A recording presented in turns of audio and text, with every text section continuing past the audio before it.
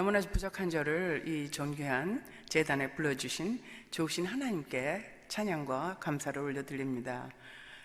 또 이 주님의 강단을 허락해 주신 우리 본교회 담임 목사님이신 임학천 목사님께 진심으로 감사를 드립니다. 임학천 목사님, 제가 감리교인으로서 오랫동안 존경하고 사랑하는 목사님이십니다. 특히 임 목사님은 그 감성적인 설교를 잘하셔서 많은 사람들에게 위로와 용기를 주시는 분이죠. 이런 귀한 목사님을 담임 목사님으로 모신 여러분들은 모두 축복받으신 성도님이신 줄 믿으시기 바랍니다. 아멘. 네, 잠시 기도드리겠습니다. 사랑과 은혜가 충만하신 살아계신 하나님 아버지, 너무나도 부족한 죄인이 이 거룩한 제단에 섰사오니 인간적인 부족함은 주님의 십자가 뒤에 가려주시고 주님이 자리에 임재하셔서 말씀을 듣는 성도님들이나 말씀을 전하는 제가 함께 은혜를 받고 도전이 되는 귀한 축복의 시간이 되도록 인도하여 주옵소서. 예수 그리스도의 이름으로 간절히 기도드립니다. 아멘. 저는 일제 말기에 아주 가난한 감리교 목사님의 가정에서 9남매 중에서 7째로 태어났습니다. 너무나 가난한 시절이어서 저는 여고 시절에 새교복을 단 한 번도 입어보지 못했고 등록금을 제때 못 내서 항상 교실 앞에 불려나가서 이렇게 창피를 당하곤 했습니다. 어렵게 고등학교를 졸업한 후에 저는 불쌍한 사람들을 돕고 싶어서 아프리카에 선교를 가려고 간호학과에 지망을 했습니다. 1학년 때 그런데 이광원 장로님을 만났어요. 아까 찬양 부르신. 그래서 이광원 장로님께서 선교를 가려면 맨몸으로 가는 게 아니라 돈을 좀 가져가야 된다. 그래서 같이 미국에 가서 이제 돈을 벌어가지고 선교를 가자. 그래서 결혼을 했습니다. 근데 우리 이광원 장로님은 정동교회에서 성가대원으로, 청년회 회장으로, 또 주일학교 교장, 뭐 섬마을 선교 이런 거를 하는 아주 열성적인 기독교 신자였어요. 그런데 우리 집 시댁은 전혀 예수를 믿지 않는 집안이었습니다. 그래서 제가 결혼을 한 지 이틀 만에 인사를 드리러 갔는데 이상한 제사상을 차려놓으시고 저를 보고 거기다 절을 하라 그랬어요. 그래서 제가 막 안 하겠다 그랬더니 우리 시어머님이 저를 뒤에서 딱 끌어안더니 30몇 번을 그냥 앉은 자리에서 절을 막 시키시는 거예요. 그래서 그날 제가 막 울고불고 난리를 치고 이제 저녁에 자려고 할 때 도저히 잠을 잘 수가 없었어요. 그래서 하나님한테 너무 죄송하고 죄질 진 것 같고, 그래서 밤새 울면서 옆에 계신 장로님을 왜 나를 속이고 결혼했느냐 그러면서 밤새 꼬집어 뜯었습니다. 제가 평생에 그렇게 사람을 많이 꼬집은 적이 그날이 처음이고 마지막이었습니다. 근데 장로님께서 나도 몰랐던 일이다 그러면서 잘못했다고 막 싹싹 빌었습니다. 결혼식을 마치고 이틀 만인가 미국에 도착했습니다. 그래서 제가 이제 마음을 고쳐먹고 내가 우리 시부모님들한테 예수님의 사랑을 전해보자. 혹시 그러면 예수를 믿을지 모르겠다. 그렇게 생각을 하고 둘이서 매일 기도를 드리면서 이제 그때는 전화값이 비쌌으니까 에어로그램에다 편지를 일주일에 한 번씩 한 번도 안 걸르고 편지를 보냈어요. 근데 5년이 된 어느 날 우리 시어머니께서 나도 네가 믿는 예수를 믿겠다. 그리고 교회를 가신 거예요. 그래서 그 후에 우리 시아버님과 시어머님이 다 권사님이 되셨고 예수를 열심히 믿고 교회를 봉사를 잘 하셨습니다. 정말 빌립보서 4장 13절 말씀같이 내게 능력 주시는 자 안에서 내가 모든 것을 할 수 있다라는 그 주님의 말씀을 믿는 믿음 안에서 우리의 기도와 간구가 응답받을 줄 믿습니다. 둘째 아이가 태어나서 돌이 되던 해에 갑자기 저희 집에 불행이 닥쳐왔습니다. 남편이 직장을 잃었어요. 근데 제가 그때 간호원으로 일을 하고 있었는데 갑자기 이상한 병에 걸렸어요. 그래서 의사들도 이게 무슨 병인지를 모르고 먹기만 하면 설사를 해서 먹을 수가 없었습니다. 그래서 결국은 남편도 직장이 없고 내가 병에 걸려서 일을 못하면 우리는 네 식구가 다 굶어 죽는구나. 1973년도였습니다. 그러니까 한국 분도 많지 않을 때였죠. 그래서 막 매일같이 울고불고 그랬어요. 근데 어느 날 전화벨이 울렸습니다. 그래서 전화를 받았더니 제가 일하던 병원에 병원장 비서가 전화를 했어요. 그러면서 네가 다 나와서 돌아올 때까지 병원에서 월급을 줄 테니까 걱정하지 말고 치료를 잘하고 오라 그랬어요. 근데 저는 그때까지 매일같이 하나님을 원망했습니다. 하나님, 내가 뭘 그렇게 잘못했는데 이렇게 우리 식구를 굶어 죽게 하고 나를 이렇게 몹쓸병에 걸리게 하셨냐고 하나님한테 매일같이 그랬죠. 그 전화를 받고 제가 막 통곡을 했습니다. 하나님을 원망한 것이 매일 죄송해서요. 저는 그렇게 쉽게 흔들리고 모래 위에 집을 지은 그런 믿음을 가진 사람이었습니다. 그래서 그 당시에 저희 가족은 뿔뿔이 해졌습니다. 저는 큰아들을 데리고 한국 친정집에 가서 쉬러갔고 막내 아들 둘째 1살 된 놈을 어떻게 할 수가 없어서 몬테나주에 있는 저희 언니 집으로 실어서 보냈고 우리 장로님은 집에서 브로커 라이선스를 따려고 열심히 공부를 했습니다. 그때 당시에 제가 1,300불의 월급을 받았습니다. 그래서 6개월이 지난 다음에 제가 이제 병이 나서 가족이 함께 합했죠. 그렇게 폭풍이 지나간 후에 저희 가정은 넉넉한 생활을 하면서 누구보다도 아름다운 그런 믿음의 생활을 하는 부부로 알려졌습니다. 그러던 중 2006년에 제가 갑자기 유방암에 걸렸습니다. 방사선 치료를 받고 5년 동안 항암제를 투약받았습니다. 정말 유방암에 걸리기 전에 제 생활은 남들처럼 행복하고 즐겁고 세상 일을 즐기면서 살았습니다. 골프도 일주일에 3번씩, 4번씩 그렇게 치면서 지냈어요. 그렇다고 하나님을 멀리하면서 살지는 않았습니다. 저는 주일 예배 성수지를 꼭 했고요. 11조 바쳤고 수요 예배, 금요 예배, 새벽기도 한 번도 빠지지 않고 갔습니다. 그렇지만은 사람들이 보기에는 모범생 교인이었지만 저는 그게 전부였습니다. 이토록 재미있는 세상에서 저는 하나님을 만나려고 하지 않았고 하나님을 찾을 필요도 없었습니다. 그러면서 유방암 수술을 받은 다음에 제가 하나님이 부르시면 난 오늘도 천국에 갈 수 있어 이러면서 큰 소리를 떵떵 쳤지만 제 마음속으로는 참 두려움이 있었습니다. 유방암 수술을 한 지 3년이 지났을 때 혹시 암이 전이 되었나 해서 CT를 찍었습니다.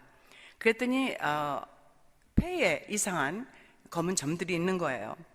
그러면서 이것은 암은 아니지만 폐염증이라고 했습니다. 결국 저는 폐염증 전문의사한테 보내졌고 그곳에서 폐결핵이 발견됐다 그러면서 4가지의 결핵약을 주셨어요. 근데 그 결핵약을 먹기 시작한 지 2주가 되었을 때 제 머리끝부터 발끝까지 빨간 두드러기가 막 나기 시작하는 거예요. 알러지가 생긴 거죠. 그런데도 저는 살고 싶어서 그냥 그 약을 계속 먹었는데 나중엔 도저히 견딜 수가 없어서 의사가 약을 중단시켰습니다. 그때 또 저는 하나님을 원망하기 시작했습니다. 폐결핵인데 약을 먹지 않으면 죽는데 저를 보고 죽으라고요. 그러면서 매일같이 그랬었는데 나중에 그 폐결핵이 오진이라는 진단이 나왔습니다. 결국 하나님께서 주신 그 알러지는 제게 하나님께서 주신 최고의 선물이셨습니다. 그 후 그 폐조직 검사를 하려고 이제 여기를 4군데를 구멍을 뚫고 폐를 조직 검사를 했습니다. 그런데 그때 왜냐하면은 그때 뚫어놨던 그 구멍이 빨리 아물어야 되는데 넉 달이 지났는데도 그 구멍들이 아물지가 않았습니다. 그래서 그 체액을 검사해 봤더니 아주 악성 병균이 발견됐어요. 더 나쁜 소식은 병균을 죽이는 항생제가 이 세상에는 없다는 겁니다. 저는 마치 사형 선고를 받은 것 같았습니다. 그래서 또 그때 하나님께 울부짖었죠. 그래서 완전히 그렇게 절망에 빠져서 이제 난 죽었다고 생각을 했을 때 어떤 분이 콜로라도 덴버에 유명한 폐 전문 병원이 있는데 그곳에 가면은 혹시 고칠 수 있을지 모른다고 했어요. 그래서 그때 마침 콜로라도 스프링스에서 한인 감리교 연합 감리교회 그 선교 대회가 있었어요. 그래서 그것을 참석하려고 그것에 가면서 그 덴버 병원에 갔습니다. 그랬더니 그 담당 의사가 완치는 불가능하지만 우선 시급한 것이 여기 구멍에 뚫린 것이 막히지가 않으면은 치유가 안 되면 바깥에서 균이 들어가서 이제 생명의 위험을 줄 수 있다고 했습니다. 그러면서 당신은 집에 갈 수가 없다. 당장 입원해서 항생제 투약을 2달 동안 맞아야 되는데 여기에다가 한 45cm 되는 가는 플라스틱 튜브를 넣고 하루에 3번씩 항생제를 정맥 주사를 맞아야 된다고 했습니다. 그리고 2번째로는 이 아물지 않은 상처들을 이렇게 도려내는, 그 균들을 도려내는 그 수술을 하고 그걸 봉합 수술을 해야 된다고 했습니다. 그래서 모든 사람들은 떠나고 난데 혼자 병실에 남았을 때 너무나 눈앞이 캄캄하고 무서웠습니다.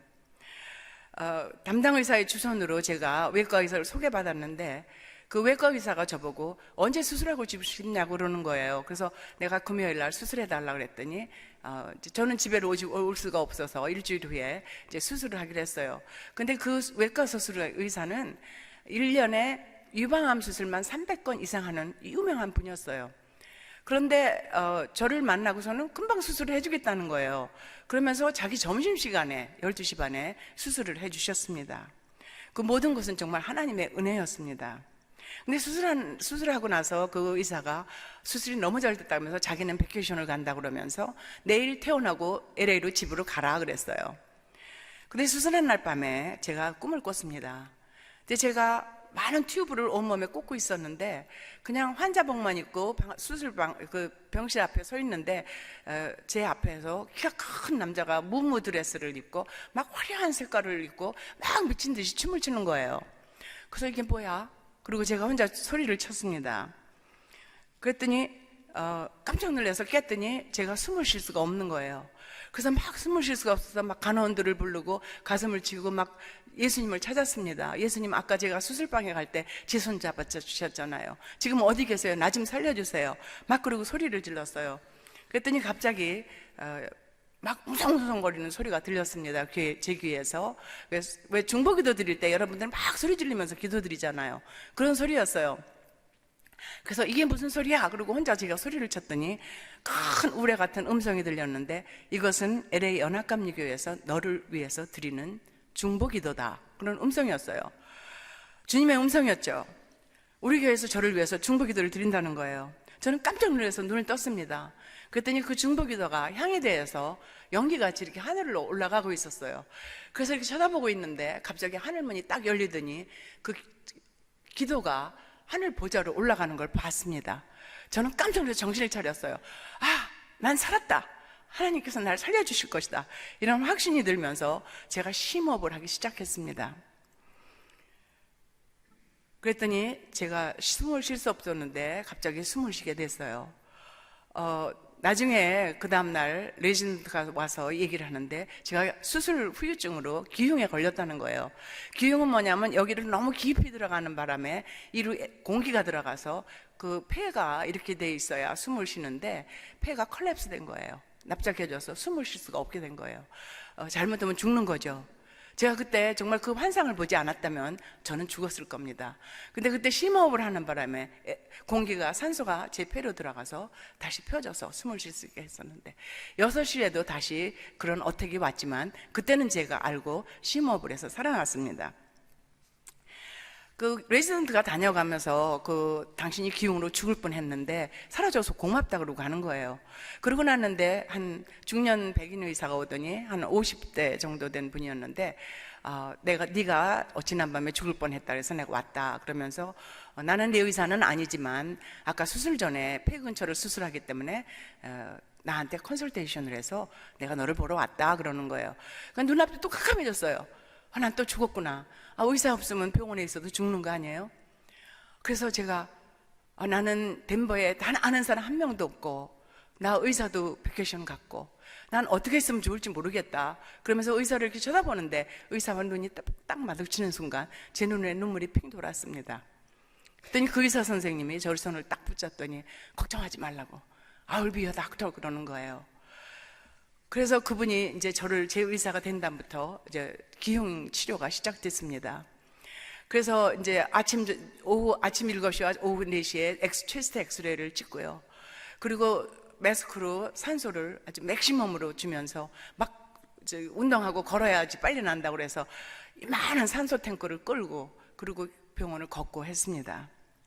근데 보통은 2, 3일이면 기흉이 치유되는데 일주일이 돼도 치유가 되지 않았습니다. 그래서 일주일 후에 저를 폐 전문 병원으로 이송시켰습니다.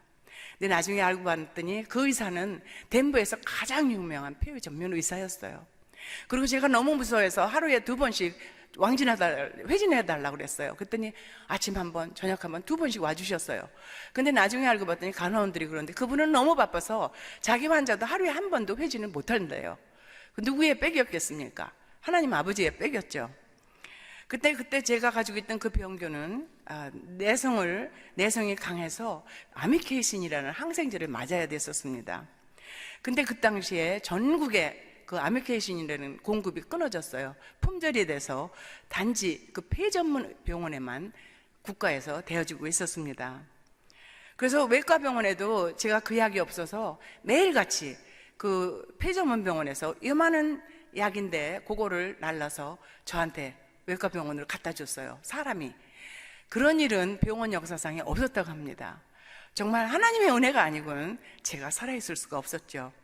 그래서 하나님께서는 이렇게 제게 기적을 베풀어 주셨습니다. 수술한 다음 날 제가 LA로 돌아오기로 되어 있었지만 하나님께서는 전국적으로 그 약이 아미케이신이 품절된 걸 아시고 저에게 기흉이라는 병을 주셔가지고 한 달 동안 그곳에서 그 항생제를 맞게 해주셨습니다.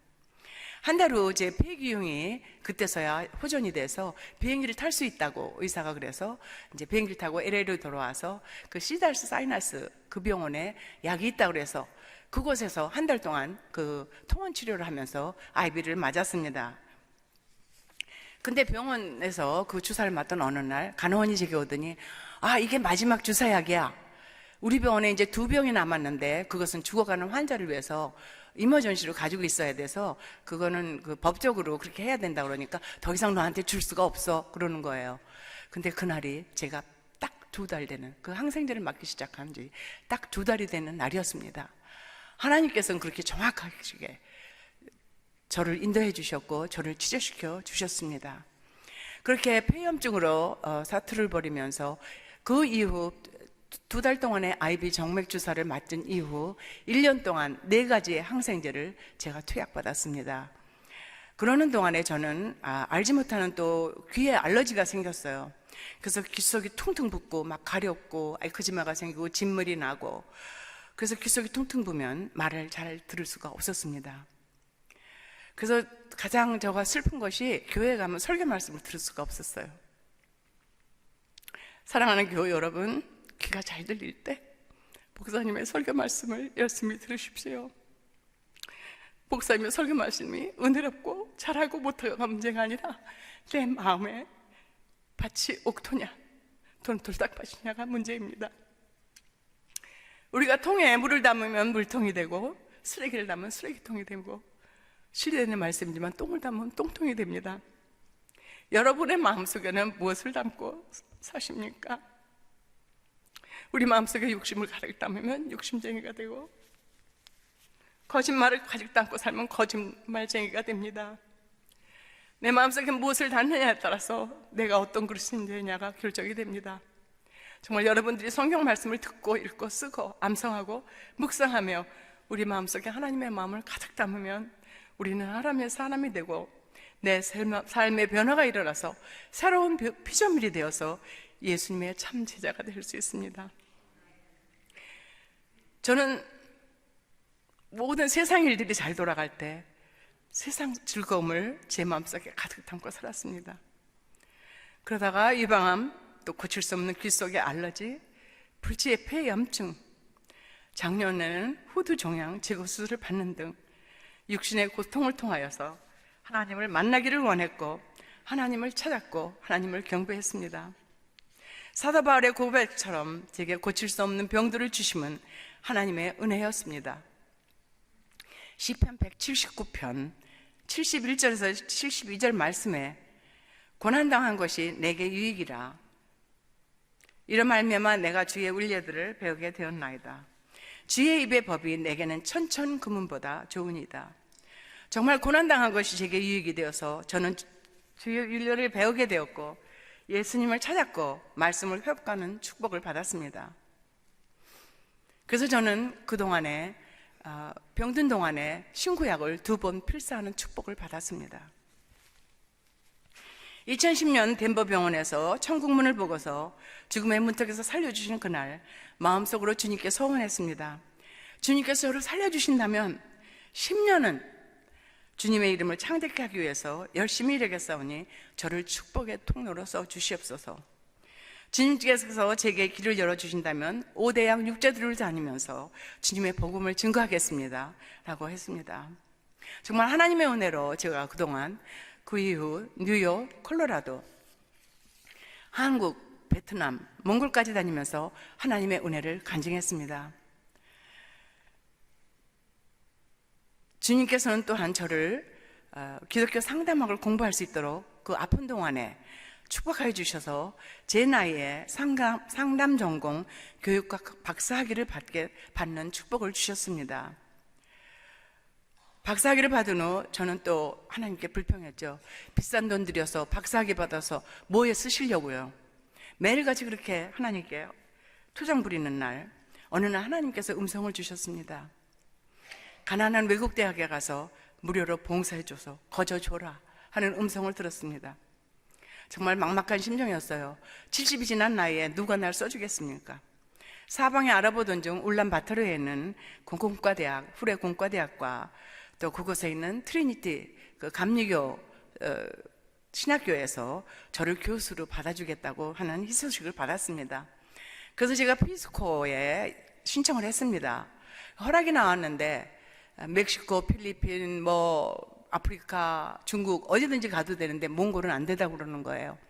왜냐하면 제가 너무 질병이 화려해서 그 몽골이 너무 낙후된 메디칼적으로 의학적으로 낙후돼 있어서 나를 치료해 줄 수가 없다는 거죠. 그래서 몽골은 가려면 네가 혼자서 가라 그래요. 그래서 저는 자비로 선교를 가기로 결정했습니다. 그래서 작년 8월에 제가 혼자 몸으로 몽골에 도착했습니다. 몽골에 단 한 명도 아는 사람이 없었고 몽골 말을 단 한마디도 할 줄 모르면서 갔었는데 얼마나 무섭고 떨렸는지 매일 울었습니다. 아파트 4층 방에 방을 얻었는데 딱 아파트에 도착한 날 아파트 엘리베이터가 고장이 난 거예요. 커다란 이민 가방 3개를 들고 너무나 눈앞이 캄캄했습니다. 근데 그때마다 하나님께서 천사들을 보내주셔서 그 가방들도 다 날아주셨고 또 매번 그 그로서리를 보고 물을 꼭 사 먹어야 되는데 물병을 들고 4층까지 걸어 올라가는데 100층이나 되는데 갈 수가 없어요. 그런데 그때 그 총각 교수인데 김영주 교수라고 그분이 언제든지 그로서리 볼 땐 제가 꼭 동행해 드리겠습니다. 그러면서 그렇게 수호천사까지도 하나님께서 보내주셨습니다. 4층으로 올라가는데 구석구석에 불을 켜지 않아서 깜깜해가지고 큰아들이 떠날 때 이 조그만 전등을 주면서 엄마 미개지에 가니까 이 전등이 필요할 거야. 그래서 그걸 제가 항상 핸드백에 넣게 다니면서 그 층계로 올라갈 때는 그 불을 보면서 올라가는데 어딘가 구멍에서 컴한 데서 꼭 뭐가 나타날 것 같아서 너무 무서워서 매일 울면서 층계 올라가면서 또 하나님께 불평했습니다. 하나님, 저한테 이렇게 고생시키시려고 여기 보내셨어요. 그랬는데 나중에 알고 보니까 몽골은 운동할 곳이 없어요. 그래서 하나님께서 저한테 운동시키시려고 미리 엘리베이터까지 고장내 주셨습니다. 정말 시편 119편 71선 말씀같이 고난당한 것이 제게는 유익이 되었습니다. 그래서 고난뒤에서 역사하시는 하나님을 만났고 고난을 뛰어넘을 수 있는 믿음을 주신 하나님께 감사와 영광을 돌려드립니다. 몽골에서는 제가 공과대학에서는 영화를 가르쳤어요. 영어를. 근데 이제 영화를 보여주면서 하는 그 과목이었는데 그 학교 전체에 프로젝터가 하나뿐이 없었어요. 그래서 그 영어 시간만 되면은 그 프로젝트를 찾으러 학교 전체를 막 뛰어다녀야 돼요. 1시간 후에나 찾아가지고 시간을 매일 1시간씩 못했죠.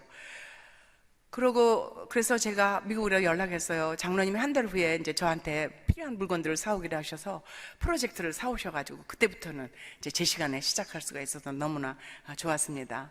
근데 몽골 사람들은 노마드입니다. 유목민인데 공부에는 취미가 별로 없죠. 공부 시간엔 반은 조는 거예요. 영화까지 보여주니까 깜깜하잖아요. 그래서 제가 하나님께 또 기도를 드렸죠. 하나님, 저 어떻게 하면 좋죠? 그랬더니 하나님께서 지혜를 주셔서 그 한국 맥심 커피 있죠.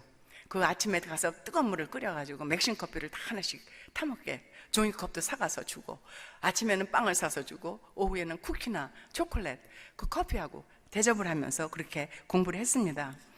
그래서 그 다음부터는 학생들이 참 반응이 좋았습니다. 제가 몽골에 간 가장 큰 이유는 주님의 사랑을 전하고 싶어서였습니다. 제가 몽골말 한마디도 못하면서 무슨 선교를 하겠습니까? 저는 주님께서 제게 베풀어 주신 그 사랑을 그 사람들에게 나눠주기를 원했습니다. 그러면서 몽골 사람들이 나를 보면서 저 할머니는 미국까지 좋은 곳에서 살지 않고 왜 이 몽골 땅까지 와서 이 생고생을 하는 걸까? 라는 의문을 갖고 결국은 저 사람이 예수를 믿기 때문이구나 이렇게 깨닫기를 소망했습니다. 작년에는 제가 몽골에 갔었을 때 너무나 많은 사건들이 터졌습니다. 한 주를 편안하게 보낸 적이 없었습니다. 아무 때나 물이 끊어지고 머리를 감으려고 물을 틀어서 비누를 칠했는데 물이 딱 끊어져요. 그리고 어떤 때는 밥을 하려고 딱 눌렀는데 전기가 나가버려요. 그리고 인터넷도 수시로 끊어집니다. 근데 어느 날 새벽 1시 반쯤 됐는데 막 그냥 문을 부서지라는 누가 두들기는 거예요. 그래서 살짝 이렇게 구멍으로 내다봤더니 몽골 남자가 막 화가 나서 소리 지르는데 무슨 말인지 알아들을 수가 있어야죠. 너무 무서워서 문도 못 열고 화장실 문을 탁 열고 발을 탁 넣는데 물이 첨벙하는 거예요. 그래서 불을 크게 보니까 파이프 터져서 물이 막 폭포같이 터지는 거예요. 근데 하수도가 막혔으니까 물이 내려가질 않는 겁니다. 그래서 이제 막 물을 이제 여기저기 막 퍼내는데 여기도 막히고 저기도 막히고 막 그러면서 막 그러는데 그 사람이 나중에 너무 화가 나서 유리창문을 부수고 들어오려고 그러는 거예요. 그래서 어떻게 해요? 저기 인터내셔널 잉글리시 있죠? 오케이 이 말 못 알아듣는 사람 하나도 없습니다. 오케이 그랬더니 그 사람이 그만 문을 안 뚫고 내려갔어요. 그래서 나중에 그 사람이 비디오 찍은 걸 보여주는데요, 아주 폭포같이 쏟아지더라고요, 물이. 그래서 그 다음날 학교에서 사람을 보내서 이제 그 사람에게 치료를 그거를 다 이렇게 보상해 주겠다 그랬더니 그 사람이 100불뿐이 차지를 안 하는 거예요. 제가 무서워서 막 손을 빌었거든요. 근데 불쌍했던지 그 100불뿐이 차지를 안 하는, 보통은 1000불 차지한다 그래요. 그리고 집 다 청소해 달라고 해서 이제 학교에서 사람을 보내서 청소해 줬습니다. 그 물난리가 난 지 일주일 됐는데 또 불난리가 난 거예요. 어느 날 밤에 갑자기 사람들이 막아서 문을 부서지라 부시는데 또 두들기는데 너무 무서워서 문을 안 열어줬어요. 1시간쯤 지난 다음에 조용해졌어요. 그래서 일상에서 창밖을 내다봤더니 산더미 많은 불자동차가 와서 서 있는 거예요. 불이 나서 그랬구나 그 생각을 하고, 뭐 정신이 하나도 없어요. 막 옷을 씻어 입고 거긴 춥잖아요. 그래서 요만한 백팩이 있는데 그 백팩에다 제 랩탑, 그게 제 생명이니까 랩탑하고 패스포트 하고 넣고 그걸 짊어지고 막 문을 열었더니 막 불탄 냄새가 막 진동하는 거예요. 그래서 4층을 정신없이 막 층계로 뛰어내려왔어요. 잘못하다가는 불타서 죽겠구나 하는 생각이 났습니다. 근데 그날 벌써 이미 제가 내려왔을 때는 불도 다 꺼졌고 사람들이 짐도 다 안으로 들여가는 그때였습니다. 그래도 한 번은 영하 15도인 날인데 제가 타고 가던 차가 빙판에 쓴 거예요. 얼음이 이렇게 두꺼워요. 근데 어떻게 해요? 내려서 차를 밀어줘야지 차가 가지 않게 어디 파킹이라도 할 수 있잖아요. 그래서 그 추운 날 또 내려서 차도 밀어봤고요. 또 한 번은 어떤 분이 저녁을 같이 먹고 집에다 데려다 준다고 오는데 아파트 뒤에 이만한 맨홀이 있는데 몽골이 굉장히 가난하잖아요. 그러니까 맨홀 뚜껑을 누가 갖다가 팔아먹은 거예요. 맨홀을 뚫은 구멍을 그냥 놔둬서 그 큰 차가 구석에 딱 빠져버린 거예요. 너무 눈앞이 캄캄했는데 갑자기 어디선가 몽골 사람 젊은 청년이 둘이 오더니 휙 하고 그걸 다 고쳐드리게 차를 뽑아줬습니다. 근데 그때까지도 많은 사람들이 몽골 사람들은 나쁜 사람이 많아 막 그런 소리를 해서, 그리고 제가 길거리를 걸어가려면 술 취한 사람들이 많아가지고 혼자서 길을 잘 못 가요. 걸어가는데 막 잡아다니고 팔을 잡아다니고 막 그러거든요. 그래서 제가 몽골 사람은 나쁜 사람들이야 이런 생각을 하고 있었습니다. 그런데 하나님께서 제가 그렇게 몽골 사람을 나쁘게 생각하는 걸 원치 않으셨나 봐요. 그래서 저에게 그 몽골 청년들을 보내주셔가지고 차를 깜짝까지 뽑아주고 돈을 줬더니 돈도 안 받고 그냥 가버렸어요. 그래서 하나님께서 야 윤자야, 몽골에는 이런 그 사마리탄 선한 사마리안들도 있단다, 그걸 저한테 가르쳐주신 거예요 그날 밤에. 그래서 얼마나 하나님께 감사를 드렸는지 모릅니다. 쉴 새 없이 사건이 터지던 어느 날 내가 갑자기 이런 생각이 들었어요. 혹시 사탄들이 나 내년에 몽골에 오지 말라고 이렇게 못살게 굽는 거 아니야? 이런 생각이 들었습니다. 그래서 제가 몽골 이제 선교를 떠나기 전에 선교사를 떠나기 전에 다 선교학교 가죠. 넉 달 동안 제가 선교학교를 갔습니다. 그래서 그때 선교학교에서 배운 그 대적기도, 땅밟기 기도 이런 거를 기억이 났어요. 그래서 바로 그거다. 그러면서 제가 막 기도를 시작했습니다. 내 마음속에는 예수님이 계시다. 내가 있는 이곳에는 예수님이 계시다. 그러니까 이곳의 주인은 예수님이다. 나사렛 예수 그리스도를 명하니 이 사탄아 물러가라, 이 악한 영들아 물러가라 하면서 제가 막 기도를 드렸습니다. 그 다음부터 사건이 터지지가 않았습니다. 작년 가을 학기 석 달 동안을 제가 그곳에서 보내면서 제가 신명기 32장 10절 말씀이 생각났습니다. 여호와께서는 짐승이 부르짖는 광야에서 만나주시고 호해해 주셨으며 보호해 주셨고 자기의 눈동자같이 지키셨도다. 정말 하나님께서는 저를 곳곳에서 저를 눈동자같이 지켜주셨습니다. 올해도 제가 몽골에 가려고 준비하던 어느 날 이상하게도 제 몸이 이렇게 밸런스가 잘 안 되는 것 같았어요. 그래서 몇 번 넘어질 뻔했습니다. 그래서 남편이 빨리 의사한테 가라고 막 호통을 치는 바람에 내과 의사를 찾아갔어요. 근데 머리끝부터 발끝까지 다 검사했는데 아무 이상이 없는 거예요. 참 이상하다고, 아무 이상이 없다고.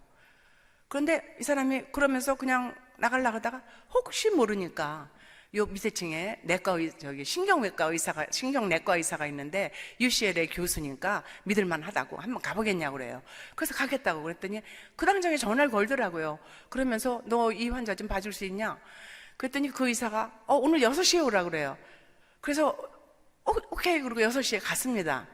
그랬더니 그 의사가 또 검진을 다 하더니 아무 이상이 없다는 거예요.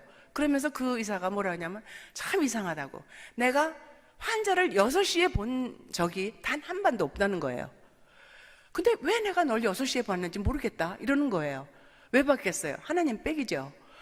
그러더니 혹시 모르니까 MRI를 찍어보자 그러는 거예요. 그런데 그날이 금요일이었는데요, 그 다음날 토요일날 MRI를 찍게 해주시는 거예요. 그래서 토요일날 7시부터 밤 10시까지 3시간을 가서 MRI를 찍었습니다. 그리고 월요일날 다시 가서 그 리포트를 결과를 봤는데 이 의사가 얼굴색이 좀 안 좋으면서 뭐라 그러냐면 브레인에 튜머가 있다는 거예요. 뇌에 종양이 있다는 거예요. 근데 아주 적다 이러는 거예요. 그래서 제가 그냥 가만히 쳐다봤어요, 의사를. 그랬더니 내가 샥을 받았나, 혹시 말을 잘못 못 알았나, 다시 한번 설명을 해주더라고요. 그래서 알았다고. 그랬더니 이 사람이 혹시 모르니까 이 사진이 잘못 나올 수가 있으니까 내가 내일 UCLA에 들어가는 날이니까 UCLA에 들어가서 세컨 오피니언을 받아오겠다 그러는 거예요. 여러분, 세컨 오피니언 의사가 대신 받아주는 거 봤어요? 없죠. 못 써요. 그런 경우 없어요. 내가 또 예약해서 또 저거 해서 몇 날 며칠을 기다려서 세컨 오피니언을 받아야 되는데 이 의사는 자기가 내 CD를 들고 가서 UCLA에 가서 받아오겠다는 거예요. 그래서 그 다음날 잊지 말고 나한테 전화를 해라. 그래서 제가 전화를 했어요. 그랬더니 맞다고, 종양이다. 그러면서 뇌종양은 UCLA에 그 뇌종양인 뉴로마인데 그 종양의 1인자가 UCLA에 있다 그러면서 닥터 양이라고 그러면서 이름을 알려주고 전화번호를 주면서 빨리 예약을 하라고 그래서 예약을 했어요. 그랬더니 너무나 유명한 의사라 넉 달 후에나 된대요. 근데 실망보다는 잘 됐다, 그동안에 몽골을 얼른 갔다 오면 되겠다 이 생각이 드는 거예요. 그래서 장로님한테 제가 그랬어요. 나 여기서 넉 달 동안 맨날 맘 졸이면서 이거 커질까 말까 막 이러는 것보다 나 몽골 갔다 올래. 그랬더니 장로님이 그럼 맘대로 하라 그랬습니다. 그래서 이제 몽골로 떠나는 날 아침에 짐을 다 싸들고 막 문을 나서는데 전화가 왔어요. 그러더니 UCLA에서 전화가 온 거예요. 그러면서 지금 당장 너를 봐줄 수 있다, 그러니까 병원에 와라 그러는 거예요. 그래서 나 지금 몽골에 선교 떠난다. 그랬더니 그럼 언제 오냐? 네가 돌아오는 날로 봐주겠다 그래요. 그래서 예약을 했습니다. 그리고 제가 비행기를 딱 타고 나서 생각을 하니까 그 당장 나를 UCL에서 봐주겠다는 것이 사탄의 역사인가? 나 몽골 못 가게 사탄이 역사라는 건가? 아니면 정말 하나님의 뜻인가? 그러면서 제가 생각을 해봤습니다. 그런데 이번에 제가 몽골에 가서는 정말 단 한 번의 사건이 없었어요. 그리고 너무나 행복했고요, 너무나 즐거웠습니다. 그러면서 크리스천 무비를 제가 법적으로 이제 그 교내에서는 활동을, 종교 활동을 못하게 돼 있죠.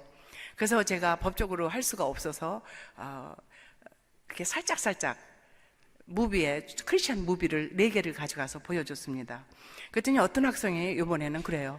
그렇게 예수를 믿으면 사람이 저렇게 착해지는 거냐고. 그래서 그렇다고 그랬더니 꼭 고개를 끄덕끄덕해요. 걔는 예수를 믿지 않는 앤데. 그래서 그런 식으로 저는 복음을 전하고 싶었습니다. 그러면서 학생들이 제가 이번에 떠날 때는 막 아쉬워했고 막 허구도 하고 언제 올 거냐고 그러고 그렇게 아주 좋아했습니다.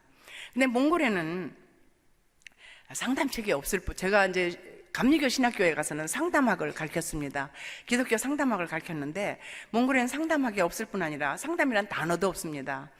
그래서 제가 요즘 몽골인을 위해서 크리스천 카운슬링이라는 그 기독교 상담학 책을 쓰고 있어요. 그것에 제가 일부러 성경 구절을 많이 넣으면서 썼습니다. 왜냐하면은 그 국가에서 하는 그 도서관에도 상담책이 없기 때문에 그걸 제가 다 무료로 배포를 하고 무료로 각 대학에 보내면 상담학을 공부하고 싶은 사람은 누구나 그 책을 볼 수밖에 없어요. 그래서 복음을 전하는 길이라고 생각해서 제가 그 책을 열심히 쓰고 있고요. 떠나기 며칠 전에는 어느 대학에서 상담학과를 신설하려고 그러는데 꼭 PhD 박사학위를 한 사람이 교수가 있어야 되는데 그런 사람이 없는 거예요, 몽골에는. 그러니까 저를 보고 도와달라고 그래서 제가 흔쾌히 또 허락을 했어요. 그리고 몽골은 지금 한 25도 영하, 35도 섭씨, 그렇게 아주 춥습니다. 그래서 바깥에 나가서 학생애들이 놀 수가 없어요. 그러니까 학생애들이 뭐 집안에서 술, 담배, 그리고 인터넷 게임을 즐겨서 그런 중독에 빠진 아이들이 많습니다. 그래서 제가 꿈이 있다면 제가 그 학교 마당이 넓어서 그곳에 이제 체육관을 지어주고 싶었습니다. 여러분들이 성금해서 그 감리교 체육관을 세웠죠. 그곳은 우리 학교에서 가려면 1시간 반 버스를 타고 가야 돼요. 도저히 거기 가서는 애들이 운동을 할 수가 없어요. 그래서 그런 생각을 했고, 제가 이제 작년에 몽골에 첫 발을 디뎠을 때 정말 몽골 땅이 캄캄한 암흑 같고 캄캄한 밤이었어요. 근데 올해 그것을 떠날 때는 이사야서 43장 19절 말씀이 생각났습니다. 보라, 내가 새 일을 행하려니 이제 나타날 것이라. 너희가 그것을 알지 못하느냐? 반드시 내가 광야에 길을, 사막에는 강을 내리니. 이런 말씀이 떠올랐습니다. 정말 하나님께서는 부족한 자에게 사막과 강야 같은 몽골 땅에 길과 강을 내어 주셨습니다. 제가 도착하자마자 UCL에 갔죠. MRI도 찍고 그 의사를 만났는데 그 의사가 저를 보고 뭐 하냐고 그래요. 그래서 나는 미셔너리로 몽골에 가서 무료로 강의해주고 있다. 그랬더니 그 사람이 하는 말이, 하나님의 일을 하는 사람은 100세까지, 101세까지, 101세라고 그래요. 101세까지 살 수 있고 내가 그렇게까지 살 수 있도록 내가 도와드리겠습니다. 그러는 거예요. 아멘. 네. 한국인 2세였어요. 근데 그 사람이 이렇게 저를 보고 나가다가 말고 다시 돌아오더니 혹시 가스 보이스를 들은 적이 있느냐 그래요. 하나님의 음성을 들은 적, 물론 있다고. 그때 어땠냐가 그렇게 물어보는 거예요. 그러면서 자기 동생이 벨리 감리교회, 벨리에 있는 그 하나로 교회라는 감리교회에 영어부 부목사로 하고 있다는 거예요. 그래서 그렇게 좋은, 아주 믿음이 좋은 그런 젊은 의사를 저한테 허락해 주신 하나님 앞에 감사와 영광을 올려드립니다. 병력이 많은 지난날을 돌아볼 때 하나님께서는 제게 최고의 의료진과 의사들을 허락해 주셨고 지금까지 제 건강을 지켜주셨다고 확신하고 있습니다. 요한일서 5장 4절과 5절의 말씀에 세상을 이긴 이김은 이것이니 우리의 믿음이니라. 예수께서 하나님의 아들이심을 믿는 자가 아니면 세상을 이기는 자가 누구냐? 이 말씀처럼 제가 예수 그리스도를 믿지 않았다면 저는 벌써 걱정과 근심과 또 비관과 우울증에 빠져서 헤어나지 못하고 있었을 겁니다. 내가 나된 것은 하나님의 은혜입니다. 사랑하는 성도 여러분, 세상의 어떤 고통이나 고난이나 어려움을 이기고 싶으시거든 예수님이 하나님의 아들이심을 믿으시기 바랍니다. 아멘. 네, 잠시 기도드린 후 제가 PPT와 제 동영상을 보내드리겠습니다. 부족한 입술로 하나님의 말씀을 전했습니다. 잘못 전한 말씀이 있으면 주님의 십자가 뒤에 가려 주시옵소서. 주님의 생명의 말씀으로 세상에서 힘들었던 일, 또 아픈 상처들이 치유되고 용서와 자유함을 얻을 수 있도록 도와주시옵소서. 저희들이 더욱더 열심히 하나님을 알게 되기를 간절히 소원하며 호흡이 다 될 때까지 믿음의 눈으로 주님만 바라보게 하옵소서. 때때로 우리의 기도가 이루어지지 않을 때 그 어려움을 뛰어넘어 믿음으로 주님께서 주시는 영생의 복을 누리는 우리 모두가 되게 하여 주시옵소서. 주님이 기뻐하시고 그리고 이웃이 감동이 될 수 있는 우리의 삶이 될 수 있도록 도와주시옵소서. 생명이 되신 예수 그리스도 이름으로 간절히 기도드렸습니다.